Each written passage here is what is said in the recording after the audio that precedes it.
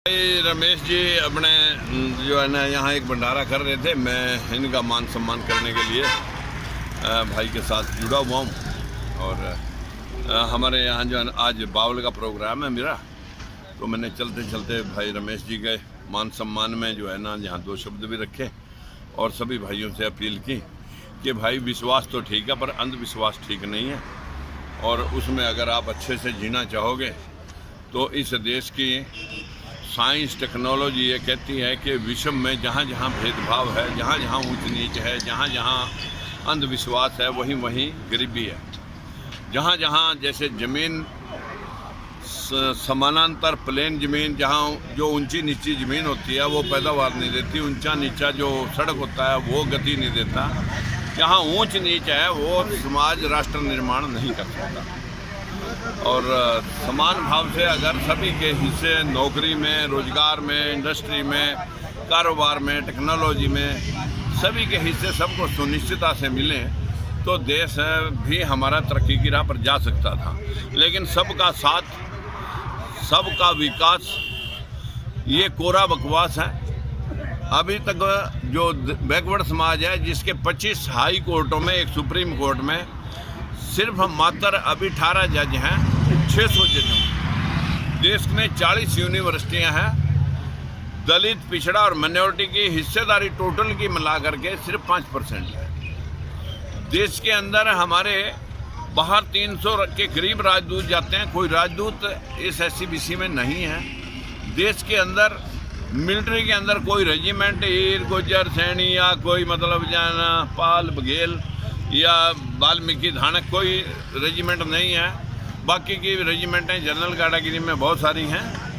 हमारे देश के अंदर ऐसी भी स्थिति है कि अगर अखबार घराने देखें, टीवी घराने देखें, इंडस्ट्रियल घराने देखें तो हमारे देश में दलित, पिछड़ा इस 85वीं सदी में से मात्र 1% लोग होंगे।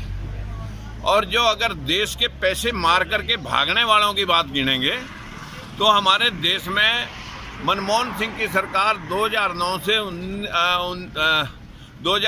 2014 तक मात्र 25,000 बट्टे खाते डालती है NPA फंड को।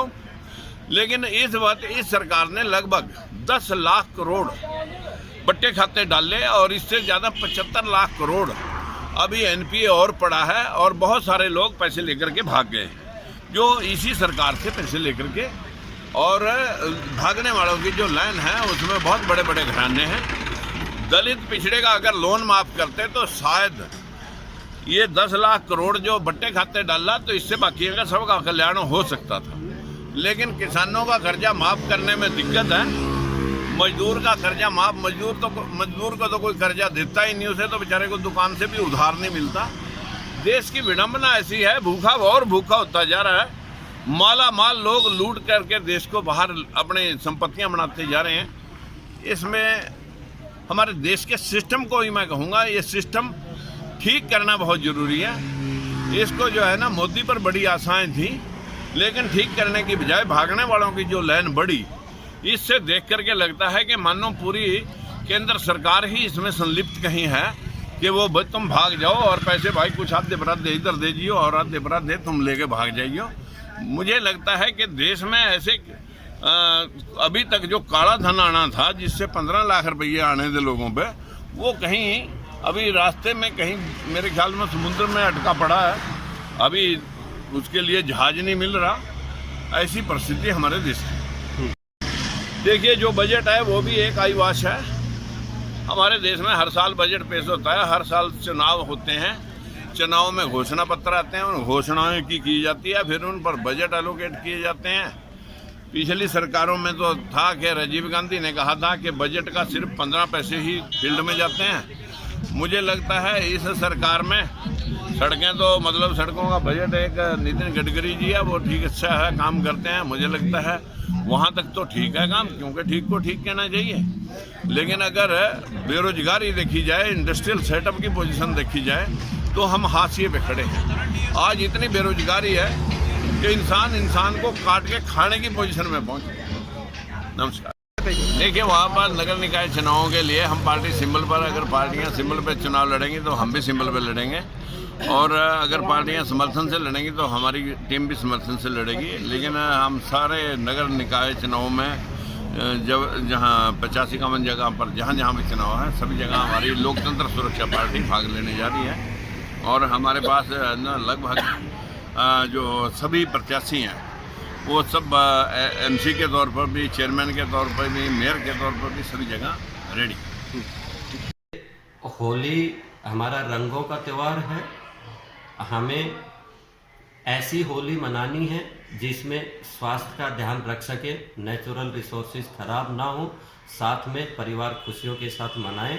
और इसी में मैं सभी को होली के लिए एडवांस में सभी को बधाई देता हूँ। नहीं, ये तो ठीक है जो मैंने बताया, स्वास्थ्य को ध्यान में रखते हुए जो होली खेलनी है उसका मीनिंग यही है कि हमें परिवार में और मिलने जुलने वालों में खुशियाँ भी बांटें और साथ में स्वास्थ्य का भी ध्यान रखें। तो ऑब्वियस सी बात है, जो केमिकल युक्त होली ना खेलें।